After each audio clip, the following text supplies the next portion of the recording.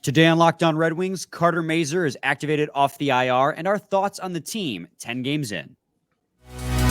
You're Locked On Red Wings, your daily podcast on the Detroit Red Wings. Part of the Locked On Podcast Network, your team every day.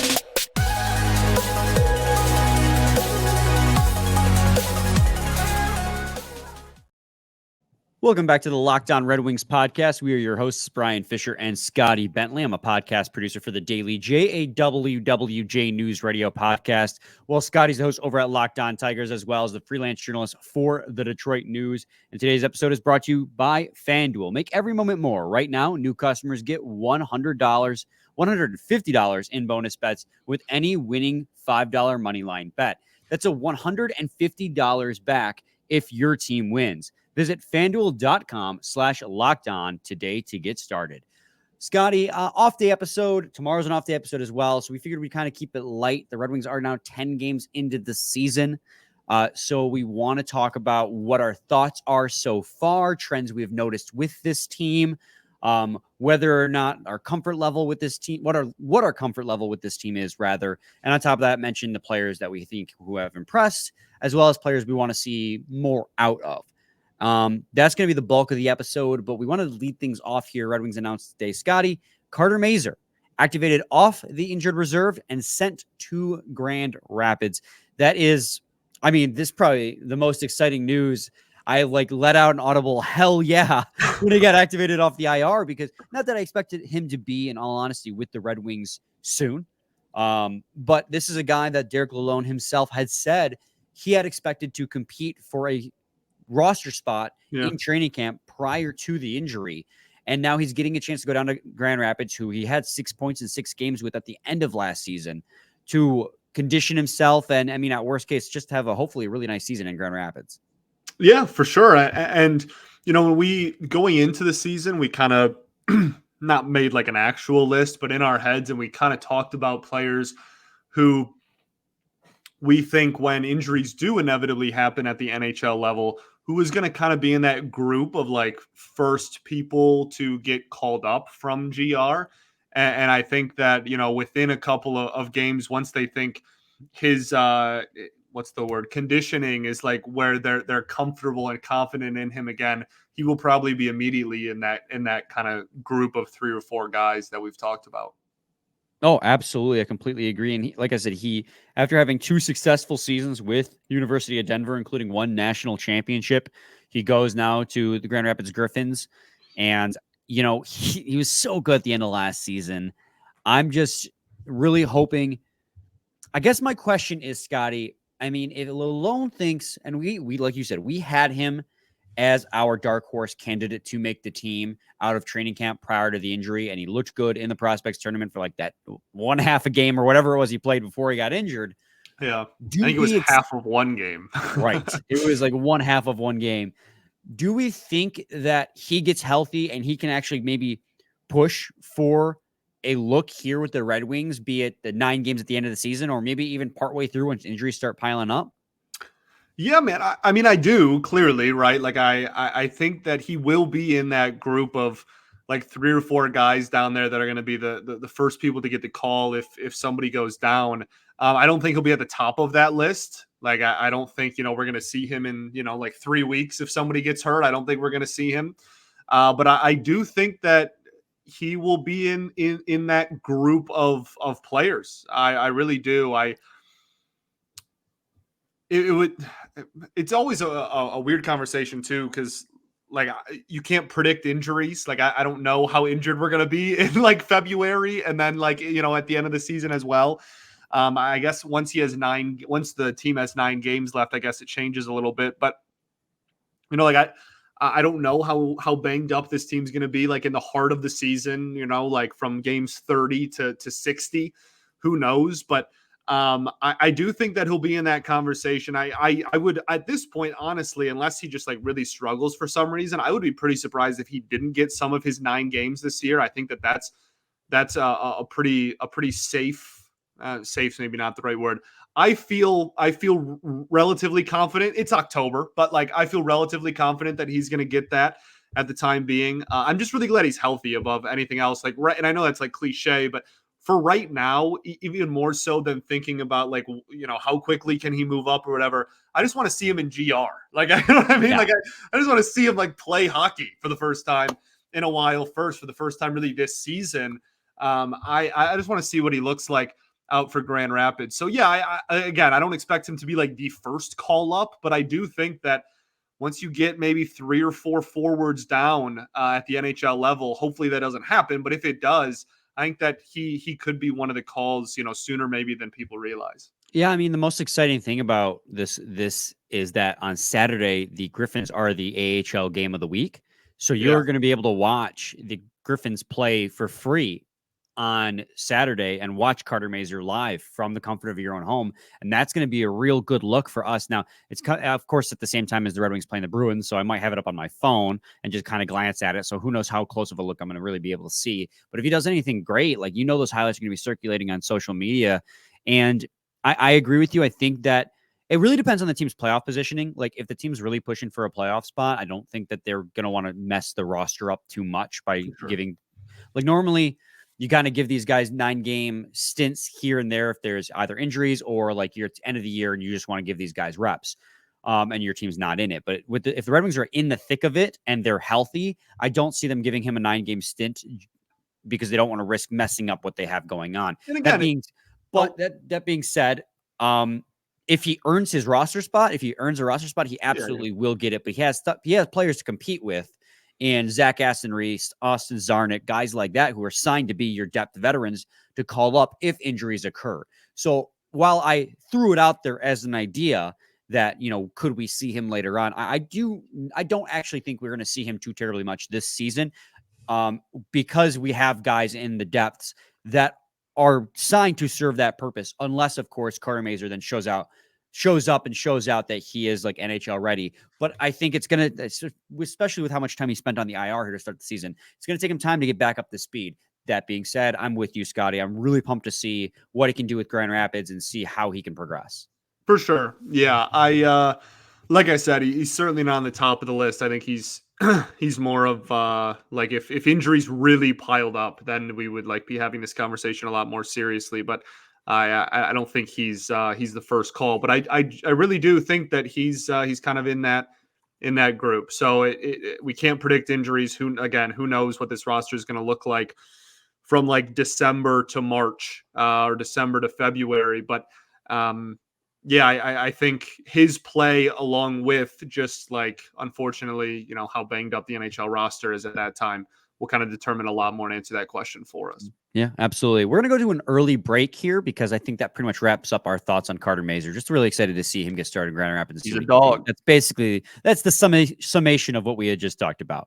We're going to take a quick break, but when we return, we're going to talk about our thoughts on this team 10 games in. I had posed a question to you, the people on Twitter, late last night. I was still riding high for that New York Islanders win, and so I was just tweeting like crazy. Plus the Lions 6-2 at the bye, loving it. It's been great the last couple days. Blaming me for not switching accounts.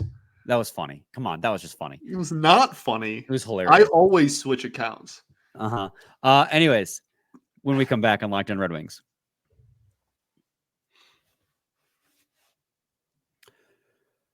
When you're drafting your fantasy team, do you ever wish you could do the same thing with your business team? If you're building a roster to win the league, you need Indeed.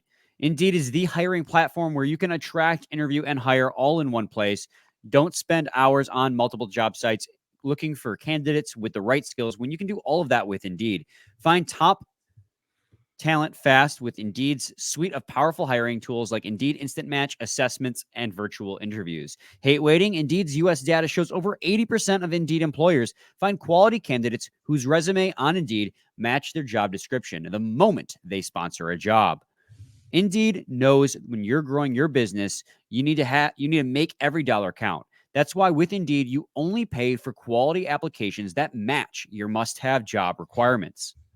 Visit Indeed.com/lockedon to start hiring today. Just go to Indeed.com/lockedon. Locked on, rather. Whoosh. Terms and conditions apply. Cost per application pricing not available for everyone. Need to hire? You need Indeed. Indeed you do. Nice.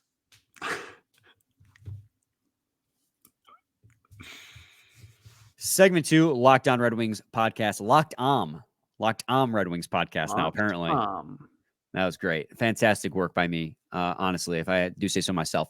Anyway, Scotty, the game, oh my Lord. The season is 10 games in. You're crushing it.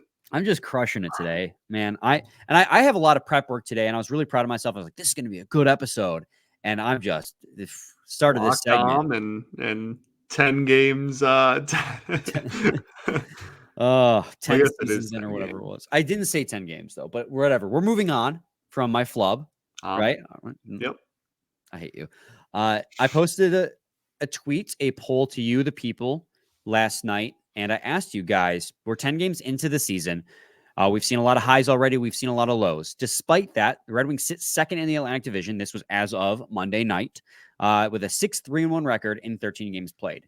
Now, context is important here. The Red Wings are the only team in the division who have currently played 10 games.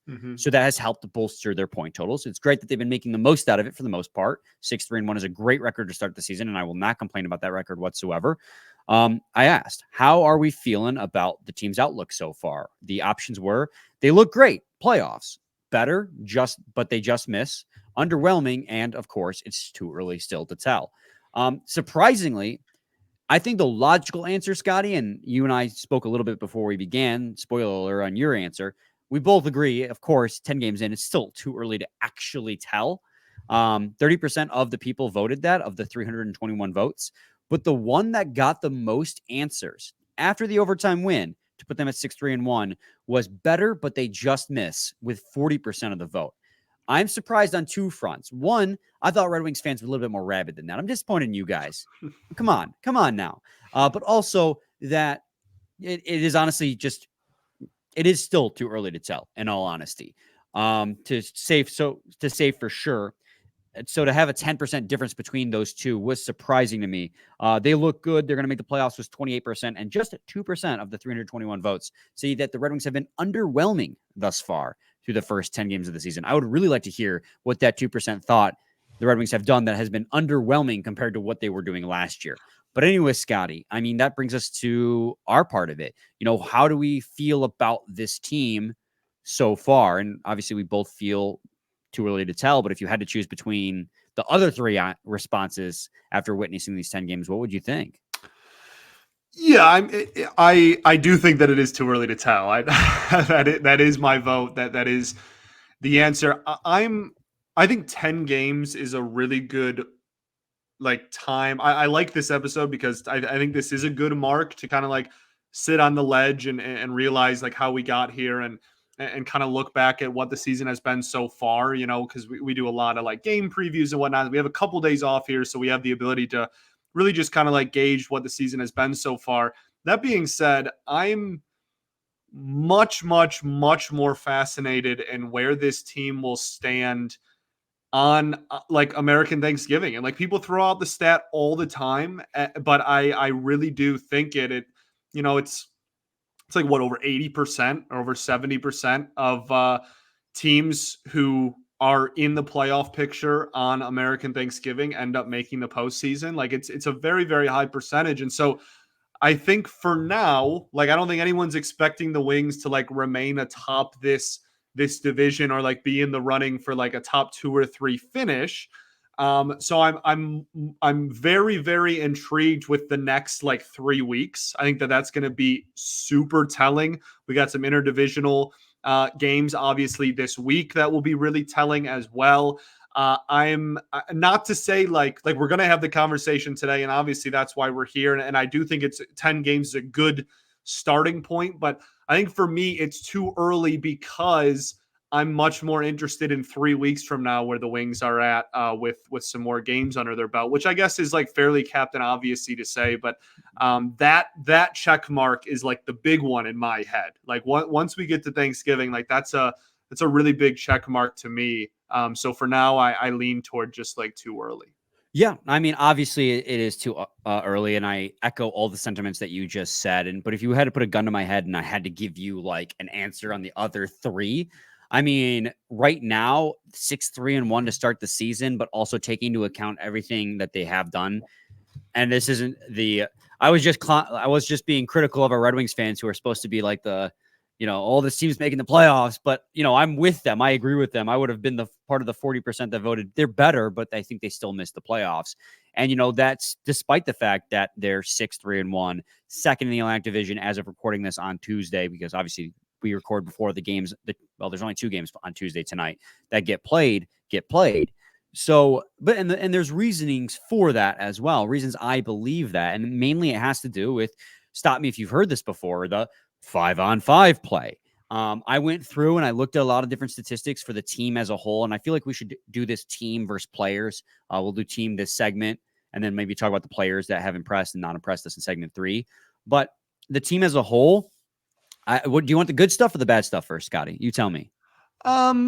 Let's start with the bad. I mean, you already mentioned the 5-on-5 play, Well, and you're talking about why, like if you had to guess right now, you'd say we just missed the playoffs. Let's start with the bad.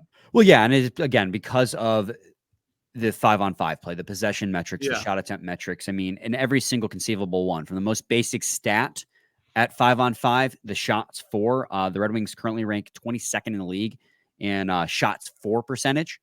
So, I mean, that is your shots for versus shots against. They're getting outshot as a whole throughout these 10 games this season.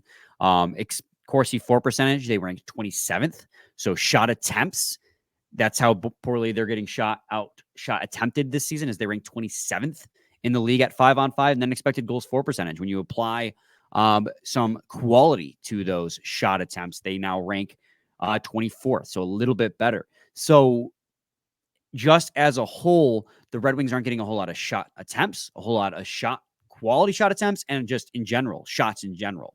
I said general twice there, but you get my point. Yeah, they're not generating a ton of shots or shot attempts at all at 5-on-5, and that's worrisome. But the bright side to this, the good part here, is that the Red Wings are 7th in the league in goals for percentage. That's total goals for versus total goals against. And they are first in the league at 5-on-5 goals. So the Red Wings, despite the fact that they're bottom 10 in shots for, shot attempts for, and quality shot attempts for percentage for all 3 of those, they are first in the league in goals for and 7th in goals for percentage. So that is a phenomenal thing to see, especially how much this team is struggling to get possession and maintain possession. That speaks to me that this team is and that's all at 5-on-5, not even counting the special teams. That speaks to me that this team has an incredible finishing rate and that they are great at scoring off the rush. But then the downside to that is that you would expect over time to start to come back down. And we kind of saw that during this 3-game skid up until the Red Wings scored only 3 5-on-5 goals in the game against the Islanders. So, the great stuff is that the Red Wings scoring is happening, and it's been very, very good throughout these 10 games, despite a 3-game skid. But you look at the back side of that, and you go, okay, the numbers say that that'll probably come back down eventually. So it's a two-sided coin. They're playing very well. They're scoring a lot of goals, but you expect that to even maybe regress even more at a certain point. We saw a little bit of that in the 3 games. Well, yeah, and I think for me, like, this is something that I've been kind of like vocal about so far early on. Like, a lot of that comes back down to, again, like we still have a lack of depth scoring, and like this, at the end of last season, we talked about just the lack of scoring in general. Like, okay, we need a goal scorer. They went out and they obviously got DeBrincat. They signed 11 free agents. Like, they went up to try to address a lot of that. And like Sprong, I think will get, 15 to 20 and or maybe, a little bit over 20. Hopefully, if everything goes like swimmingly, maybe he can get 20 to 25, probably not 25, but like, you get what I'm saying? Like, 22-ish, maybe, like if everything clicks for Sprong and he, a really solid year, I think that most people would be really happy with that. Veleno's obviously gotten off to a really good start this season. But when it comes to depth scoring, when it comes to why I'm having this conversation, all roads point back to the fact that so far this year, half of your top 6 produces 0 offense. That is not a sustainable product unless you have like the greatest top line in the history of hockey, right? Like, you can't have half of your top 6. You can't have the line that's presumably getting the second most minutes of ice time on the team produce no offense. And obviously, we're coming off of an Islanders game in which like Comfer had a good game and that line did produce some offense. But like that 10 games in, if we're looking at, lump sum, half of your top 6 does not produce goals. And like that's going to be a big issue if you don't address it right now and you don't work with it and change it up a little bit to maximize that. So like I love the production of the top line. I love the fact that they're scoring a lot of goals, like you said, but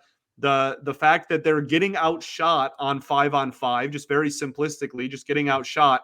And the shots that they do have, we haven't seen really anybody step up in that middle 6, or probably, honestly, we can just focus just on the second line to really be like a legitimate offensive threat yet. And I think that that's like the next step. You got your top end goal scorer.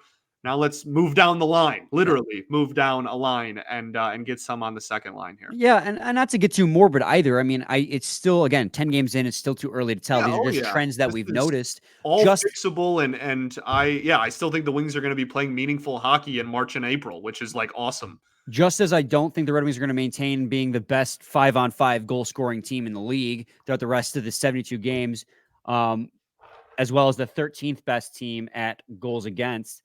I do think that this team will eventually find its way, to be a little bit better of a possession team. They're going to get more shot attempts. They're going to get more quality shot attempts. I think both of those things are going to start inching their way towards the middle.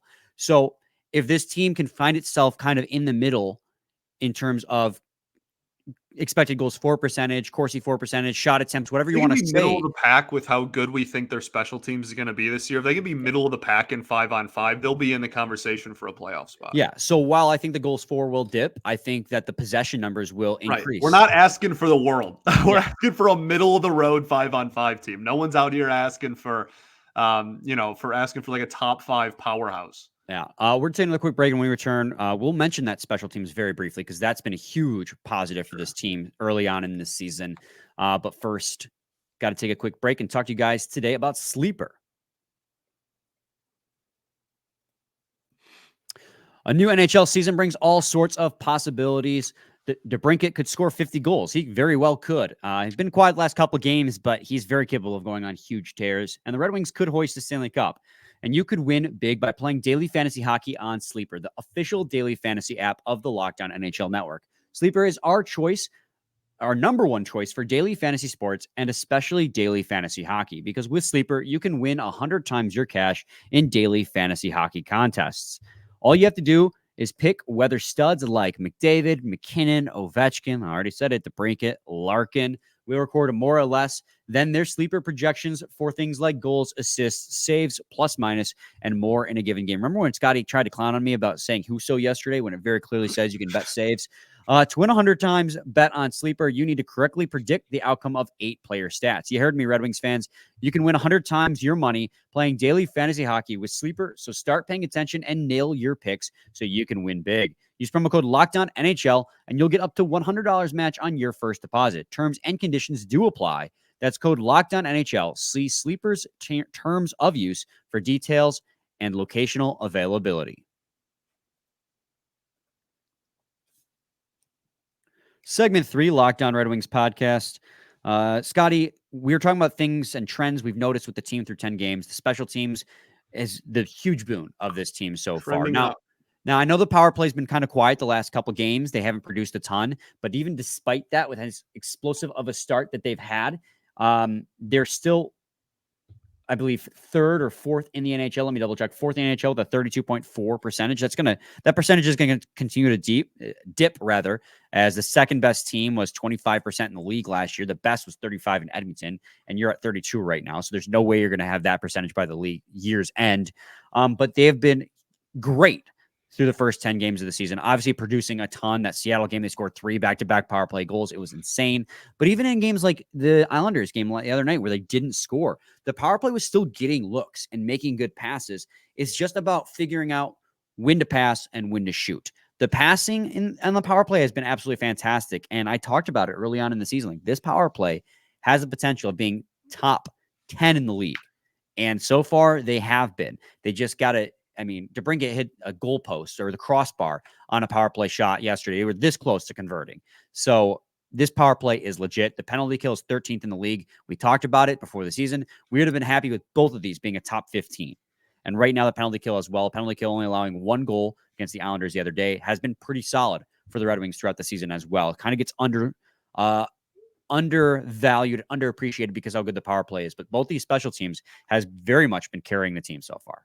Yeah, 100%. The power play, I would use the word has carried the team. Yeah, like we have come on here after a few wins and been like, wow, we got absolutely outplayed 5-on-5 for 70-80% of this game, and now we're on the winning side of it because the power play went 2 for 4, right? Like that's already been a reoccurring theme for the Wings so far this season. And yeah, like we're really excited about the power play. That's certainly something that's trending up. Like I said, I'm very, and then let's to your point, the penalty kill I think has been pretty solid as well. If we can have a middle of the pack or slightly better PK and a top 10 power play, I think again, like we're going to be in that conversation and playing meaningful hockey there later in the year. I think that's a big step in the right direction, obviously. Absolutely. Now let's move on to the players too. We're already kind of running out of time here. Yeah. But I want to give a quick shout out. You already mentioned, Joe Veleno having a huge start to the season. He might be the biggest trending up on the team.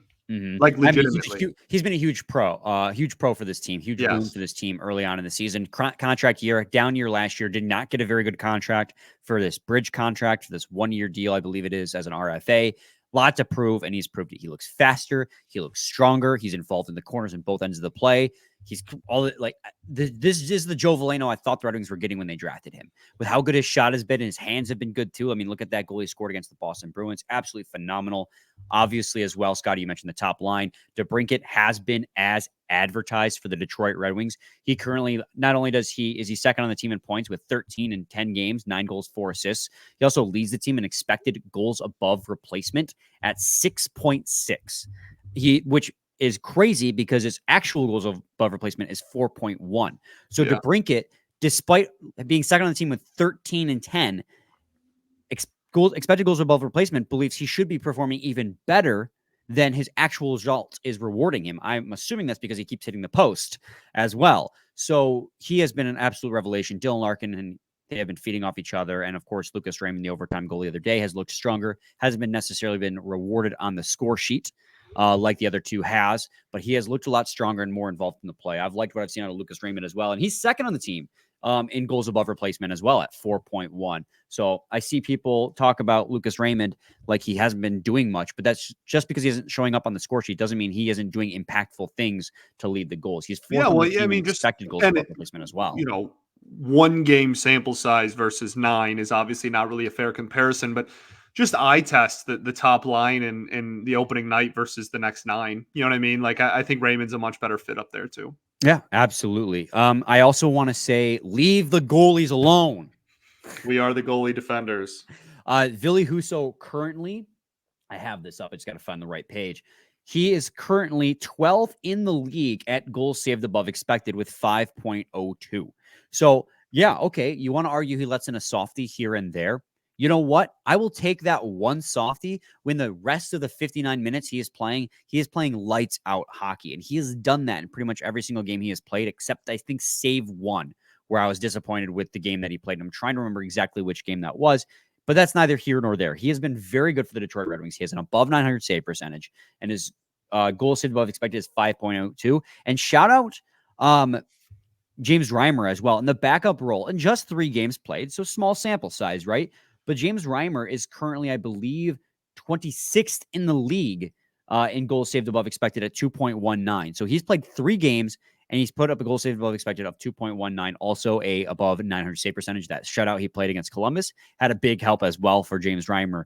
But, I mean, he's got a better goal saved above expected than Connor Hellebuck of the Winnipeg Jets, who just stonewalled the Red Wings just a couple games ago.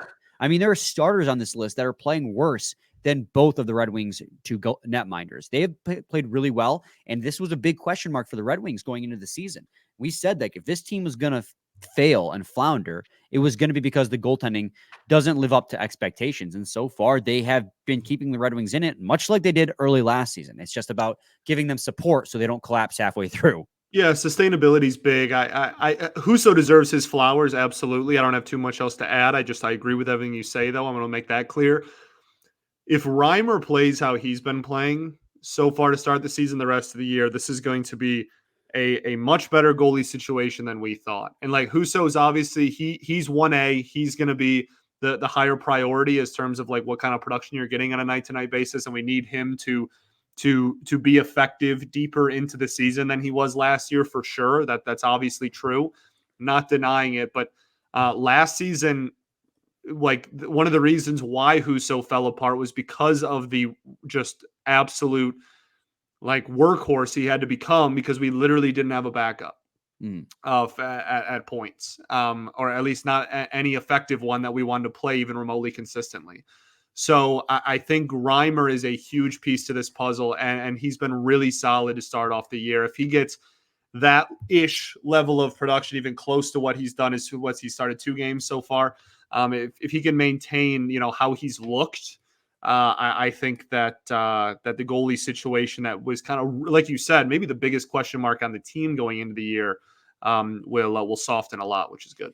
Yeah, absolutely. And I want to quickly talk about the defense as well. I think there are 3 defenders I specifically want to note as being impactful for the Red Wings so far this season. I mean, first and foremost, Shane Gostisbehere has been phenomenal for the Detroit Red Wings. Instant impact forward offensive-minded defenseman for the Detroit Red Wings.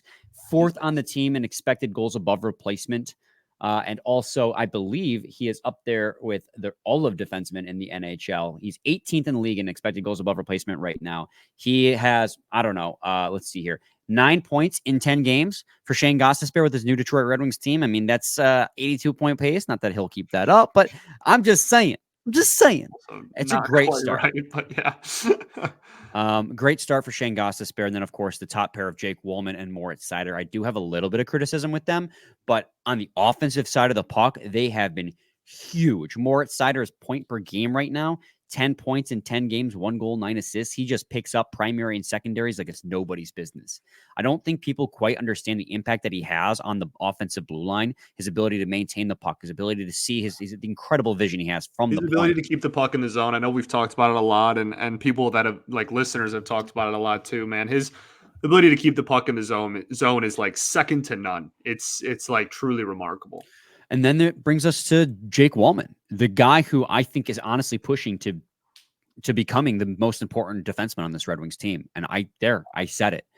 He is 3rd on the team in expected goals above replacement. He is a top 10 defender in goal, top 5 defender in the league at expected goals above replacement, which I've been saying that word a lot this episode. I understand that. And goals above replacement is just literally how many more goals this player provides versus a depth player like Zach Aston-Reese. Like, that is a replacement level player, a player you bring up to the NHL to just fill a spot in the roster. And right now, Jake Wollman is the 5th best player in that category behind Chychrun, Thomas Harley of Dallas Stars, Drew Doughty, Sean Durzi, and then there's Jake Wollman at 5th. He has been absolutely stellar offensively and defensively. But I do think Wollman and Seider as a pair do have some to clean up defensively, because in the defensive zone, they're out there for a lot of goals against. I know they're playing the most difficult minutes, but typically their expected goals for percentage in a lot of games hasn't been that great, because they just tend to give up a lot of shot attempts and a lot of quality shot attempts. But I do think that will, of course, I mean, we've seen it last season. Moritz Seider takes a little bit of time to pick up, and he's been better each consecutive game. This last game against the Islanders, he was fantastic. But I think offensively, Wollman and Seider have been as good as advertised. It's just defensively, I think there's a little bit to be cleaned up on. Yeah, I mean, for me, I don't disagree with anything you said. I think for the biggest question on the blue line for me is the second pair. Just like what it's going to be consistently throughout the season. Sounds like they like Gostisbehere at 3rd pair on 5v5 and then just use him every power play. That seems like it's going to be the method going forward. But between Mata, Sherratt, and Hall, like that kind of revolving door of what the second pair has been so far. That's like my biggest question mark, is how sustainable and how effective is that second pair going to be throughout the rest of the season? Yeah, absolutely. I think Sherrod's been serviceable too. I think he's looked better this year Sherrod's been better than what we thought he was going to be. Justin Hull, good game, bad game here and there. And Jeff Petrie, haven't been very impressed with thus far. And Oli Mata is who we think he is. Petrie also missed a lot of time already. So. I literally have no, like, Mata is literally who we think he is, and that's the case when I'm like trying to think of impactful plays he does offensively, and there's just zero. But then I'm also trying to think of if he's messed up defensively, and I also can't think of any. I'm like, this guy knows his role and depth defender, man. Yeah, nothing wrong with that.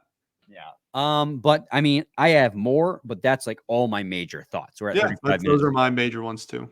So there's our early 10-game in thoughts on the season thus far. Trends we've noticed, obviously, again, too early to tell. But there's a lot to be happy about and quite a bit to work on as well. So we'll be back with a new episode tomorrow where we will preview the game against the Florida Panthers, divisional matchup. So stay tuned for that. Same time. Oh, sorry. Any final thoughts? We ball. Same time, same place. It's your team every day. Every day.